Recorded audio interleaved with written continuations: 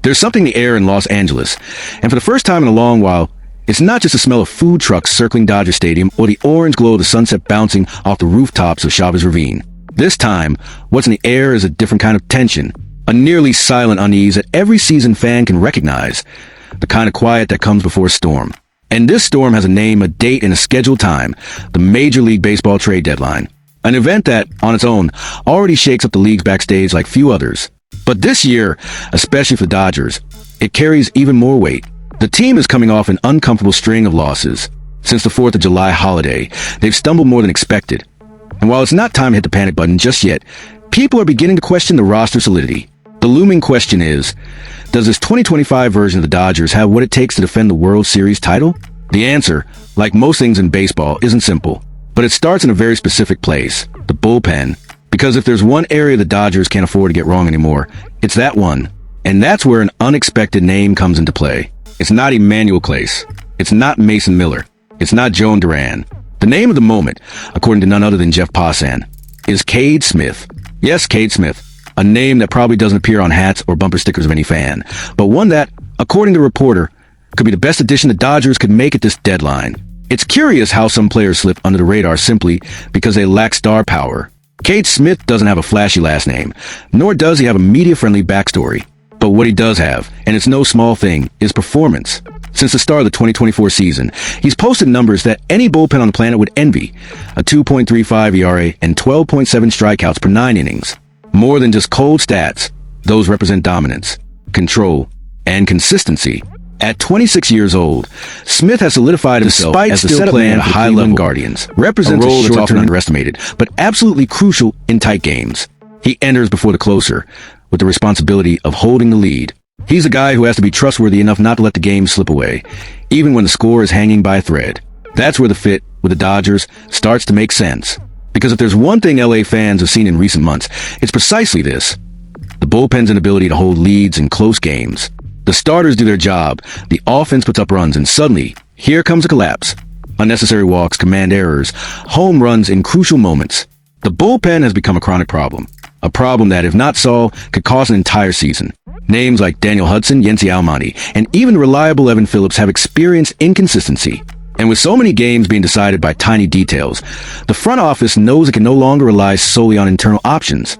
It's time to bring in someone from the outside. Someone who can consistently deliver what this bullpen desperately needs: security. Now, why not Mason Miller or Emmanuel Clase?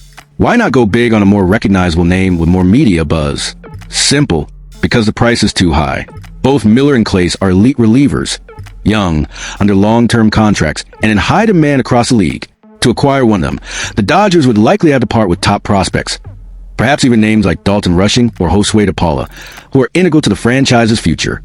Cade Smith, on the other hand, offers nearly the same value on the field at a much lower cost. He hasn't reached arbitration yet, meaning his salary is extremely low, and better yet, he's under team control for 4.5 more years. That makes Smith a rare commodity on the market. A high-performing, young, cheap, and available reliever.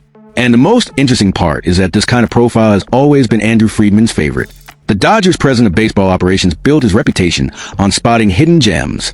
He'd rather pay less for an underrated player who fits the system perfectly than enter a public bidding war for a star. With Cade Smith, he can do just that. It's the kind of move Friedman thrives on, quiet, smart, and potentially transformative. But let's pause for a moment and look at this guy's journey. Cade Smith didn't have an easy road.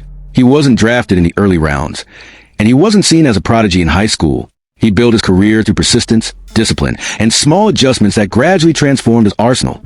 His slider, for example, became a deadly weapon, a pitch that fools both righties and lefties with equal efficiency. His command improved every season, and above all, his durability stood out.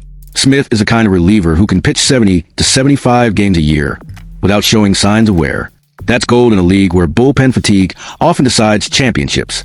In the clubhouse, he's known as a relentless worker. He doesn't make noise, doesn't give headline-grabbing interviews, but he's always there, studying pitches, reviewing video, talking with coaches. He's the kind of player who fits in anywhere. And with the Dodgers, he'd have everything he needs to thrive even more. Now, picture this. Dave Roberts, in a tight September game, calls on Cade Smith in the 8th inning. The score is 3-2, runner on second. Smith steps in, strikes the batter out on 3 pitches, and walks off the mound like nothing happened. It's not flashy, it's efficient, and that efficiency is exactly what's missing right now. Sure, this wouldn't be the kind of trade that makes headlines explode. Fans looking for adrenaline might roll their eyes. But the observant fan, the one who sees beyond the highlight reel, knows the value of a piece like this. In October, a reliable reliever is worth more than a flashy bat. He's the one who shuts the door, prevents the comeback, holds the game when everything seems on the brink. And this trade wouldn't just benefit 2025. Smith would be part of the plan for 2026, 2027, 2028, maybe even beyond. That allows the Dodgers to rebuild their bullpen with a solid foundation without having to overhaul everything each offseason. The stability he offers could help the team plan better, something they've lacked in recent years. On top of that, his arrival would lighten the load on other relievers. Evan Phillips could be used more strategically. Vija could take on more situational roles.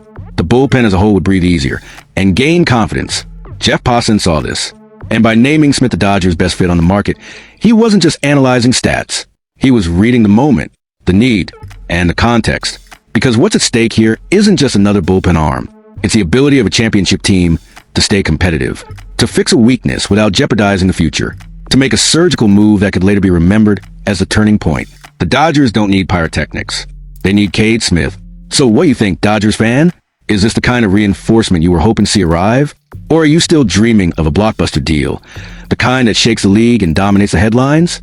Because it's worth remembering, the loudest moves don't always win games. Sometimes, the game-changing play happens in silence. If you enjoyed this analysis, go ahead and hit that like button. Drop a comment below about who you think the Dodgers should target for the bullpen. And of course, subscribe to the channel. Because the trade deadline saga still has many chapters to unfold, and we'll be covering every step of it together. And mark these words. If Cade Smith lands in Los Angeles in the coming days, don't be surprised if a few months from now, we're talking about him as the most underrated pickup of the season. Sometimes, heroes don't wear capes. Sometimes, they just wear number 51 and throw a baseball with surgical precision. See you in the next video. Because if there's one thing MLB teaches us, it's that the game isn't over until the final pitch is thrown.